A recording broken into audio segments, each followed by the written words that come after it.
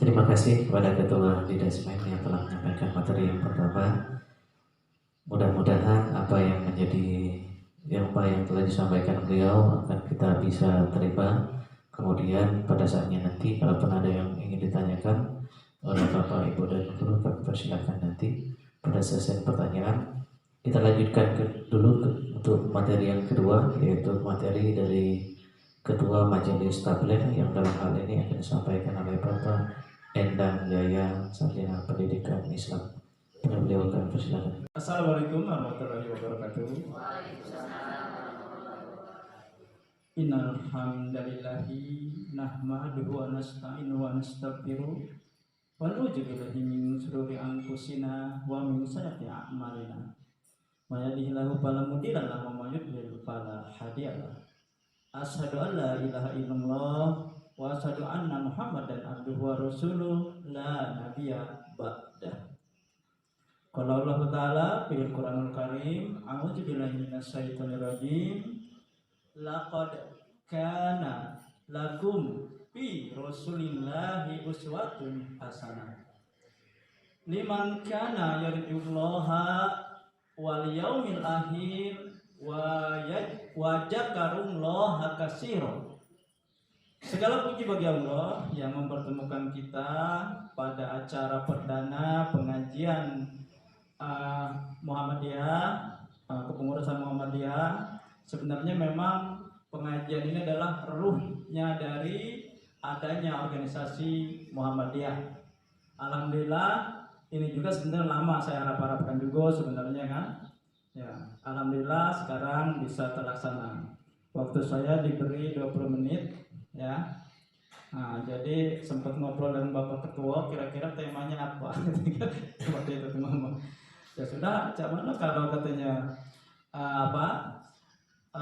pembekalan untuk guru-guru menuju sekolah yang berkualitas. Nah, ya jadi silakan. Nah, jadi Bapak dan Ibu, saya langsung saja ya.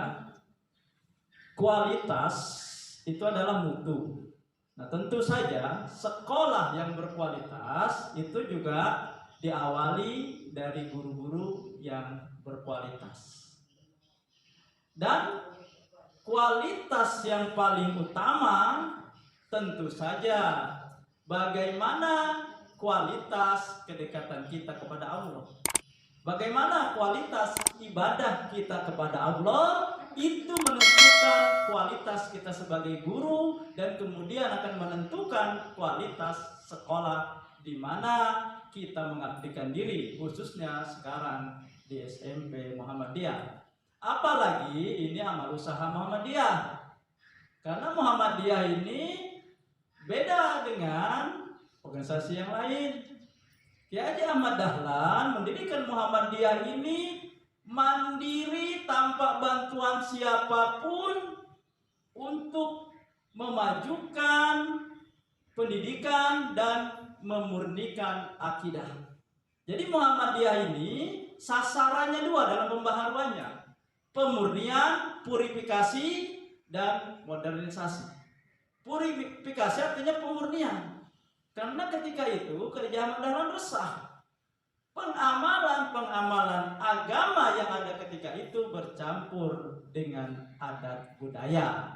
Maka Muhammadiyah berperang dengan yang namanya TBC, Tahyul Bid'ah Khurafah. Nah, sebagai contoh saja ya, kalau ada kupu-kupu, ini yang bakalan tamu datang. Nah, itu termasuk tahyul. Nah, tetapi yang berat dari itu adalah masalah bid'ah. Bid'ah ini amal ibadah yang kita lakukan tapi Rasulullah tidak pernah menganjurkan, mencontohkan. Nah, tapi dilakukan. Ini karena kalau ini sudah masuk ke dalam Islam, maka Islam tidak punya kekuatan apapun. Dan sekarang sudah terjadi. Apalagi nanti kena penyakit wahan. Penyakit wahan itu hubud dunia wa karahiyatul maut. Cinta dunia dan takut mati. Jadi Rasulullah dengan para sahabat pernah berkumpul, kemudian Rasulullah mengatakan, nanti kamu akan seperti makanan di piring ini dan diperebutkan oleh musuh-musuh kamu ke sana kemari. Sahabat bertanya, apakah ketika itu kami sedikit ya Rasulullah? Kami minoritas? Tidak, kamu banyak, kamu mayoritas. Akan tetapi tidak punya kekuatan sama seperti buih di atas air. Kenapa? Kena penyakit. Wah, cinta dunia dan takut mati. Nah, ini yang menyebabkan kekuatan dari umat Islam, ya, apalagi Indonesia ini kan katanya mayoritas. Akan tetapi ternyata peranannya semakin lama semakin pudar untuk mewarnai republik ini. Kembali kepada kualitas tadi. Contoh sentral kita adalah Rasulullah sesuai dengan firman Allah tadi. Sungguh bagi kamu pada Rasulullah ada teladan yang baik, uswah. Uswah ini teladan yang luas. Jadi kalau kita mengikuti Rasulullah, maka kita juga bisa memancarkan uswah itu kepada orang-orang di sekitar kita, kepada keluarga kita, kepada murid-murid dan seterusnya. Itu yang namanya uswah. Kalau qudwah hanya berhenti di dia saja. Dan Rasulullah diakui sukses. Ada seorang barat yang bernama Michael Hart, dia menulis buku 100 tokoh orang yang paling mempengaruhi dunia. Dia ini Nasrani. Siapa yang nomor 1? Ternyata Nabi Muhammad, orang yang paling sukses mempengaruhi dunia. Di bawahnya baru Nabi Isa. Padahal di seluruh dunia pengikut Nasrani itu 2 kali lipat dari pengikut umat Islam. Pertanyaannya, apa kunci sukses Rasulullah? Dan apa kunci sukses menjadi orang yang berkualitas? Sukses tidak hanya di dunia, tetapi juga di akhir. Satu hal, sukses Rasulullah adalah kedekatannya dengan Allah Subhanahu wa Ta'ala. Kita mesti akrab dengan Allah, mesti mesra dengan Allah. Untuk akrab dan mesra, tentu saja harus sering ketemu. Yang standar 5 waktu. Ini standar. Kalau bapak dan ibu sampai sekarang masih 5 waktu saja, itu Islam standar. Tidak ada apa-apanya, biasa saja. Ini standar saja. Maka tidak dapat bonus. Bonusnya itu justru dia yang sunnah. Misalnya sholat tahajud. Nabi Muhammad tidak pernah meninggalkan sholat tahajudnya. Bahkan Aisyah istrinya melihat Nabi sholat malam sampai kakinya bengkak-bengkak, bapak dan ibu. Padahal sudah dijamin masuk surga. Dosanya diampuni yang terdahulu, yang sekarang maupun yang akan datang. Tetapi ibadah sholat malamnya sampai bengkak-bengkak. Kita sholat 5 waktu saja mungkin secepat kilat.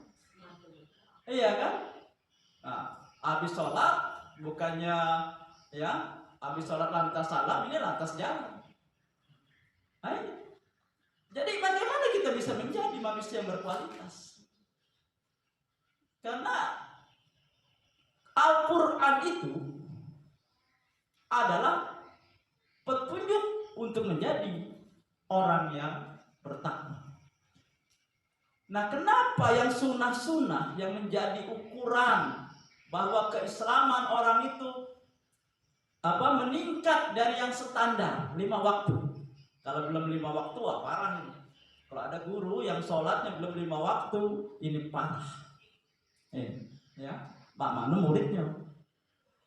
Karena yang sunnah-sunnah ini kita kerjakan secara sukarela.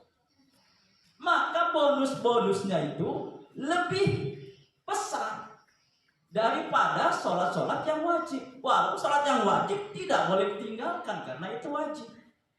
Kalau wajibnya belum, dia ngerjakan yang sunnah ya salah. Harus wajibnya dulu yang diutamakan. Kalau bapak dan ibu kita semua rutin melaksanakan sholat tahajud, sholat malam, apapun keperluan kita akan Allah berikan. Walaupun ya sering kita ini dipanggil Allah tidak galak datang. Azan itu kita kan dipanggil Allah 5 kali sehari semalam. Kalau nak bahasa kita ini cak ini Allah manggil ke bapak dan ibu. Hai hambaku, ketika azan, hai hambaku, ini aku tunggu. Apa masalah kamu? Apa yang kamu minta? Datang sekarang ini. Waktu bertemu dengan aku ketika sholat tadi, ketika sholat 5 waktu. Banyak kan? Tanggung nih kali. Kaget dulu lah, masih banyak waktunya. Padahal Allah sudah menunggu. Ini yang parah lagi. Ketika dipanggil Allah gak galak datang, waktu sehat gak galak datang, waktu sakit baru manggil-manggil Allah. Ya Allah. 5 kali dipanggil gak galak datang. Nah, kalau ini ya kita belum lakukan usaha. Kemudian puasa sunnah. Nabi itu tidak pernah meninggalkan puasa-puasa sunnah. Misalnya yang sering dilakukan puasa sunnah Senin dan Kamis. Ini manfaatnya banyak. Bukan hanya kesuksesan kita nanti di akhirat, kesuksesan yang berupa pahala. Kita kan sering dengar pahala, dapat pahala. Kadang-kadang kita bingung pahala itu apa sih? Nah, pahala itu ya itulah hikmah-hikmah yang kita dapat. Misalnya puasa sunnah nih bapak dan ibu. Terutama ibu-ibu nih. Ibu-ibu itu kan kepengen terlihat cantik, awet muda kan. Maka beli kosmetik mahal-mahal. Pengen wajahnya putih, beli pemutih. Rainya putih, sininya hitam.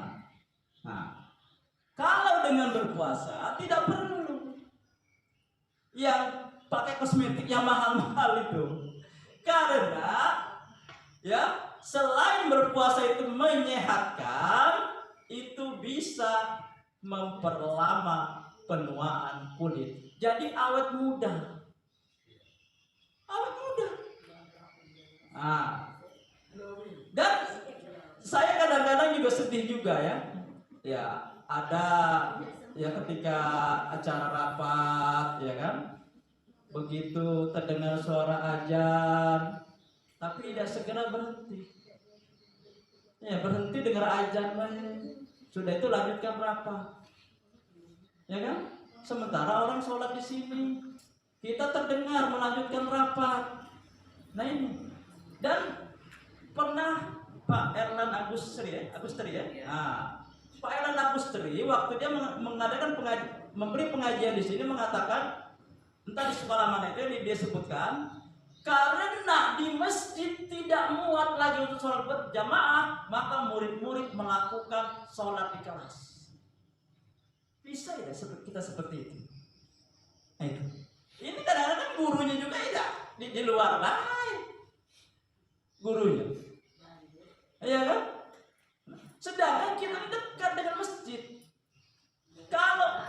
Karena kualitas kita sejauh mana secepat kita memenuhi panggilan Allah. Itu. Ya. Kalau ingin kehidupan baik, kualitas kita baik dan masuk sekolah kita baik, perbaiki bagaimana sholat kita. Kalau tidak, ya kita tidak akan memiliki kemajuan. Kualitasnya kualitas yang biasa-biasa saja. Kemudian yang perlu juga ya, kenapa Rasulullah ini sukses? Tidak hanya di dunia, bahkan nanti di akhirat dia menjadi orang sukses juga. Orang yang pertama akan memasuki surga sebelum yang lainnya.